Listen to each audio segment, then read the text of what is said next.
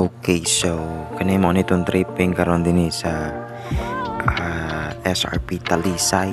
So good day sa lahat na mga viewers natin.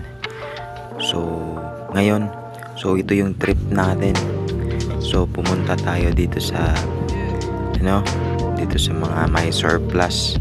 So andito na meet natin si Kuya Glenmar. So si Kuya Glenmar pala yung kapatid ko sa labas. Hindi naman yan, kapatid ko sa pangalawa kong ina. So which means po siya, para ko ng kapatid talaga, kasi siya yung sa mga panahon na maliit pa ako, siya yung nag-aalaga sa akin, yung tipong makulit pa ako, siya yung tumayong kapatid ko. So yan, so ito yung trabaho niya, so ito yung panibagong content natin. So for my following videos and my content, so makikita nyo yung mga Japan surplus na mga scrum or mga vehicles or mga 4-wheel drive or mga multi-cab or wing van or vans from Japan. So it is like this, ganito yung itsura, yan ganyan. At yan, sila mismo yung nag-assemble niyan dito sa Talisay. So if you are really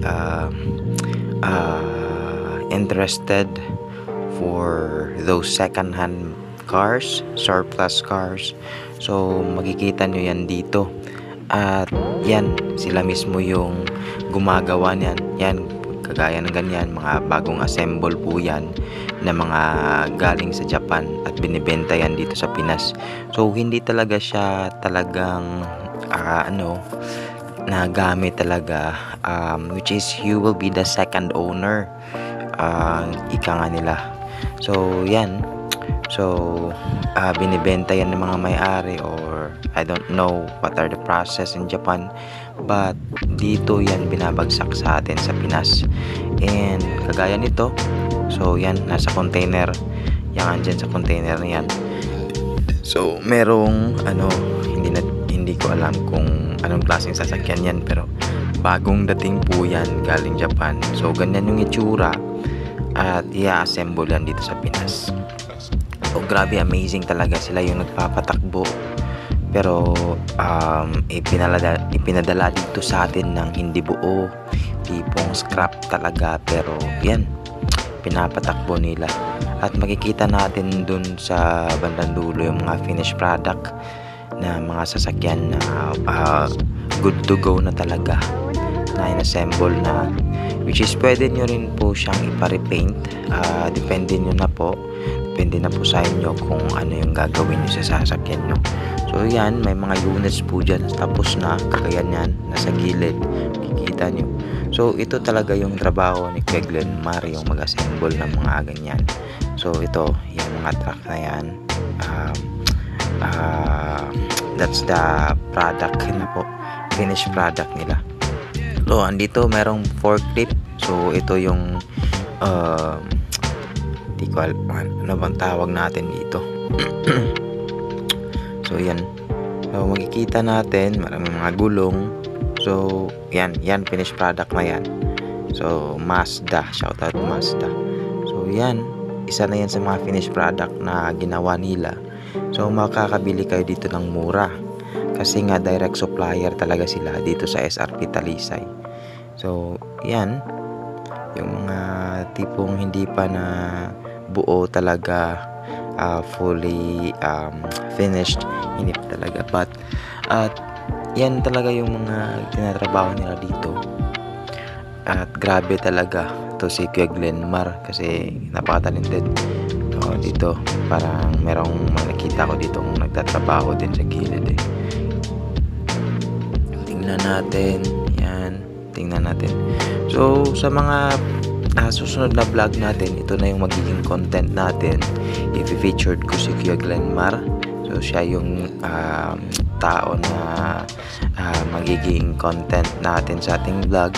So yung mga trabaho niya, so sa ngayon kasi wala pa silang trabaho, kasi nga inaano pa nila yung mga bagong dating na mga tatrabahuin nila. At sa ngayon, lunchtime nila, kaya na-entertain tayo dito. At yan, tingnan natin doon banda.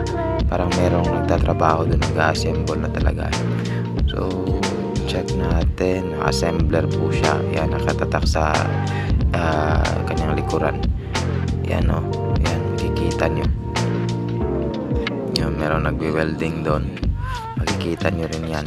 So, ang sa atin lang dito, dapat lang talaga na pag punta nyo dito, pumili kayo kaagad ng unit kasi nga marami kasi silang mga customer. So ito ginagawa ni Kuya, hindi ko alam kung ano yung ginagawa niya, wiring ba yan or ano. So yan, tapos na ata itong i-assemble. So ito yung ginagawa niya, hindi ko alam kung ano yung ginagawa niya. Meron siyang measure, yung ganyan. So, kung gusto nyo lang bumili, maraming mga malalaking sasakyan rito. So, makaka-discount kayo. At lalong-lalo na kasi lapitan nyo lang si Glenmar Iturralde. So, yan yung pangalan niya. At kayo na bahala sa kanya. Bigyan nyo man siya ng pang snacks or kayo na bahala. Yung tipong matutulungan talaga kayo na makatipid ng malaking halaga. So ito yan, so hindi pa siya, meron tayong dito, ito makina, hindi pa to tapos. So yan, ina-assemble nila ito ngayon. So ito yung mga itsura ng mga ina-assemble nila guys. So yan kaganyan marami talaga. So grabe ma-amaze ka talaga kasi yung finished product, ganyan yung finished product ko. Yan, tingnan nyo. Yan, tapos na yung ma-assemble nila. Nakalinyada na dyan. Yan. So, grabe talaga. Ma-amaze ka talaga guys. Grabe yung talent ng mga taong ito. Parang pwede na silang mag-assemble ng robot kung pagsusumahin. Kasi nga, kompleto to May wirings. Yan, may electrical wirings yan. Nag-welding, ganyan. Yan. At yung mga grabe talaga. So hindi natin alam kasi nga meron yung mga smallest nuts, yung yan makikita mo yan maraming mga check natin yung nuts, yung mga bolt, ganyan talaga makikita nyo rito kung paano nila buhuin. So sa susunod na vlog natin, check nyo, papakita ko sa inyo kung paano yung process yan. Ito yung mga bolt at nuts nya na kinakabit. Grabe, napaka-talented talaga nila. Kaya nga napag-isipan ko na ito yung i-featured ko sa next vlog ko.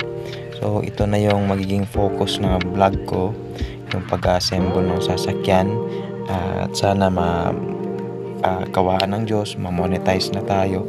At para na rin kasi sa atin din to. So hindi lang ako yung makikinabang, bibigyan ko din si Kuya Glenmar at yung mga kasamaan din niya kasi sila yung magiging panibagong ilalagay ko sa content ko, yung pag-assemble ng mga sasakyan.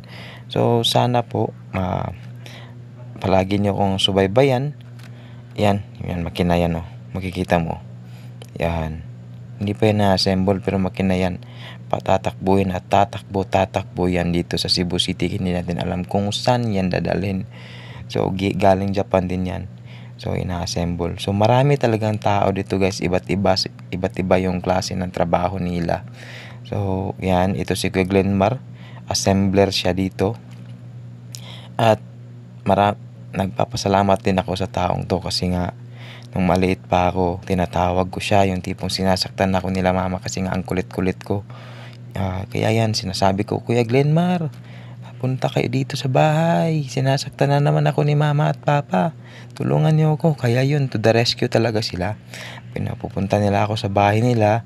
At yan, sila yung nagano sa akin, umaasikaso, nagpapakain sa akin, naglalaro kami.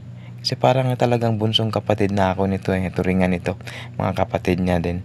So yan, sana tangkilikin nyo pa rin at subaybayan nyo pa rin ang ating vlog.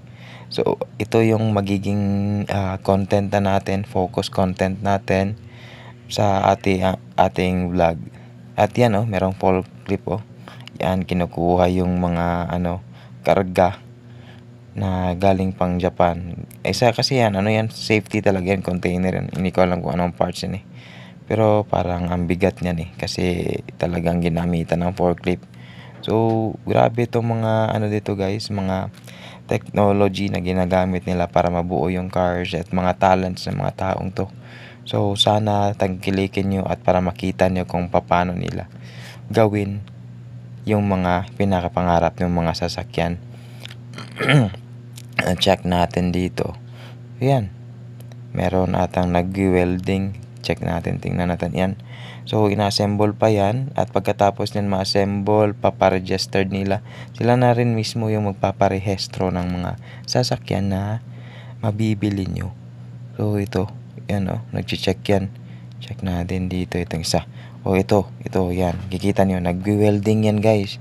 Nag-welding yan. Gamit yung hindi ko alam kung ano bang tawag dito, acetylene ba to or hindi.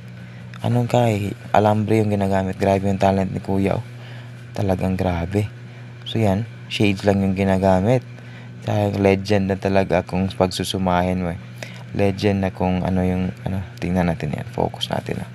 So yan, alambre yung ginagamit niya sa pag-welding at yan yung kanyang mga detalyadong gawa. Grabe guys. So, first time ko lang makakita na nagwe-welding na alambre yung gamit.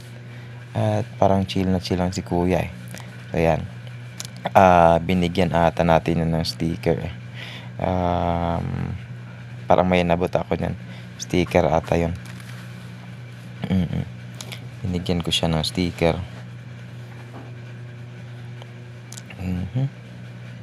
So, yan. Inabutan ko siya sticker nan. May sticker akong inabot. So, binigyan ko siya ng sticker para makita din niya yung gawa niya. So, yan, mga nakatambay pa yan. Yan, pagod. Ito, makikita nyo. Nagdi-discharge o nagdi-diskarga ng mga bagong dating. Kita natin parang kaya to. Yan. Yan. Ulo yan eh. Yan yung mga product dito guys.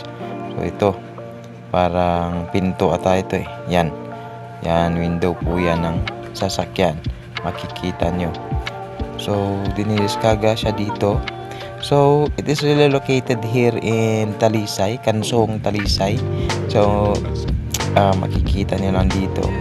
So kasi ngayon yan yung mga product na dinala dito. So, ito yan. Bali, dalawang sasakyan ata yan eh. So, sila yung mag-assemble. Patatakbuhin yan dito. At good to go. At yan, mga finished product yan. So, okay. So, yun lang guys. Maraming salamat kasi meron din tayong ibang appointment na pupuntahan. Mag-usap kami nung owner ng sasakyan na bibilhin natin within this month of February. So yan, bibili tayo ng sasakyan para sa negosyo nating floor wax, para paglagyan natin ng floor wax kasi babiyahin na tayo ng malayo, nag-expand na tayo ng malayo sa Toledo City pa lang. So yung area natin sa floor wax, Minglanilla, Naga, Toledo, and soon whole south na tayo, and pala rin buong Pilipinas din. So yan, si Manong Guard andyan. So papalabas kami kasi nga pupuntahan namin yung owner ng multicab na bibilhin ko. At mag-uusap kami sa tungkol sa multicab kung magkano talaga at ano yung process. So makikita niyo dito, ito yung Ashia Japan Surplus, Ashia, yes. Yan, dito sa SRP Road, Kansong, Talisay City, Metro Cebu. Andyan din yung nila. So, or else, if you are interested, huwag kayong mahiyang mag-PM or mag-comment sa comment section natin. At yan, tutulungan ko kayong malocate yan. At matulungan din ko kayong makabili ng inyong pinapangarap na sasakyan. So, maraming salamat. Yun lang po sa ngayon. At have a blessed day. Ingat.